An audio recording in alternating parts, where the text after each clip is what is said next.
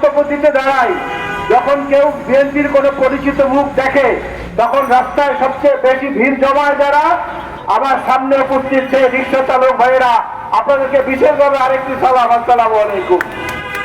আপনারা সবসময় ছিলেন, সবসময় দেখেছি নিজেদের রুটি রুজি উপার্জনের চিন্তাটা 10-15 মিনিটের জন্য বন্ধ রেখে হলেও বিএনপি সমাবেশে আপনারা উপস্থিত থাকেন। এই জন্য আপনাদের সঙ্গে আরেক দফা একাত্মতা প্রকাশ করছি।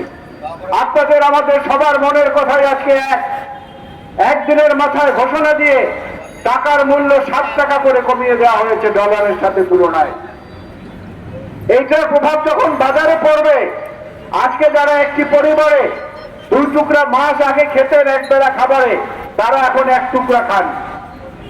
আর এই টাকার অবমূল্যায়নের প্রভাব যখন পড়বে বাজারে, তখন দেখা যাবে একটা মাছ পরিবারের 5 জন সদস্য ভাগ করে খাচ্ছেন। একটা ডিম ভেজে পরিবারের 3 জন সদস্য ভাগ করে খাচ্ছেন। সে অবস্থায় দেশটাকে নিয়ে গেছে। আর যত দোষ সব হচ্ছে ধান। ভোট কেন্দ্রে ভোট কম কেন? ধান। খালেদা জিয়া জেলখানায় কেন? তার মার্কা ধান।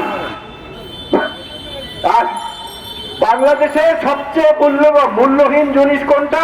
ধান। সবসময় দেখবেন কৃষক ধানের ন্যায্য মূল্য পায় না, সবসময় অভিযোগটা থাকে। এ ধান নিয়েই যত অভিমান, এ ধান নিয়েই যত অপমান, এ ধান নিয়েই যত যন্ত্রণা শেখ হাসিনা।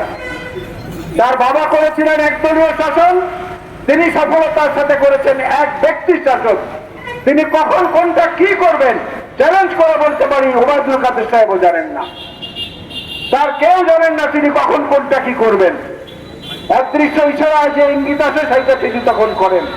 আর সব কিছুর জন্য দায়ী হচ্ছে ধান, সব কিছুর জন্য দায়ী হচ্ছে জিয়াউর রহমান, সব কিছুর জন্য দায়ী হচ্ছে বেগম খালেদা জিয়া, সব কিছুর জন্য দায়ী হচ্ছে তারেক রহমান। এইখানে বাঁচাতে গিয়ে মান সব দোষটা পায় যার উপরে, সেটা হচ্ছে ধান। এ ধান নিয়েই বড় যন্ত্রণায় আছে বাংলাদেশের বর্তমান অবৈধ সরকার। আর আজকে সে ধানের মূল্যের কারণেই বাংলাদেশের মানুষের জীবনে প্রতিনিয়ত একটা না একটা নতুন উপদ্রব দিয়ে সরকার হাজির হচ্ছে। হঠাৎ করে দেখবেন রেলের ভাড়া বাড়ানো হয়ে গেল, কারো কাছে কিছু জিজ্ঞেস করা লাগলো না। হঠাৎ করে দেখবেন তেলের দাম, পেট্রোলের দাম, অক্টেলের দাম বাড়ানো হলো। হঠাৎ করে দেখবেন গ্যাসের দাম বাড়ানো হলো। আগে গণশুনানি হতো, আমরা যেতাম জ্বালানি কমিশনে, আমরা যেতাম বিএনপির পক্ষ থেকে, আমি প্রতিনিধিত্ব করেছি সবসময়। গণশুনানি হতো, আজকে সেই গণশুনানির ব্যবস্থাটাও বন্ধ করে দেওয়া হয়েছে। যখন যেটা মন চায় তখন সেইটা তারা করে মানুষের জীবনে একটা বোঝা, একটা উপদ্রব হিসাবে প্রায় স্থায়ী হতে চলেছে। এই স্থায়িত্ব বেশি কাল হতে দেয়া মানে বাংলাদেশকে আরেকটা উত্তর কোরিয়ায় পরিণত করা। এই স্থায়িত্ব আরো বেশি দিন হতে দেওয়া মানে বাংলাদেশকে আরেকটি রাশিয়ায় পরিণত করা। এই নির্লজ্জ বেহায়া কমিশন নির্বাচন দেখার জন্য রাশিয়ায় যায়, যেখানে নির্বাচনের না বলতে কিছু নাই। এবং এই নির্বাচন কমিশন যখন যেটা মন চায় তাই সেটা বলে। এক ব্যক্তি গণকের কাছে গিয়েছিল হাত দেখাতে। গণক তার হাত দেখে বললেন, আপনি তো অনেক ভাগ্যবান, আপনার জীবনে অনেক উত্থান পতন আছে। তো বেচারা খুব খুশি হয়ে আসলো। কদিন পরে আবার গণকের কাছে গেল, বলে যে ভাই আপনি বললে অনেক উত্থান পতন আছে, কই কিছু তো হলো না।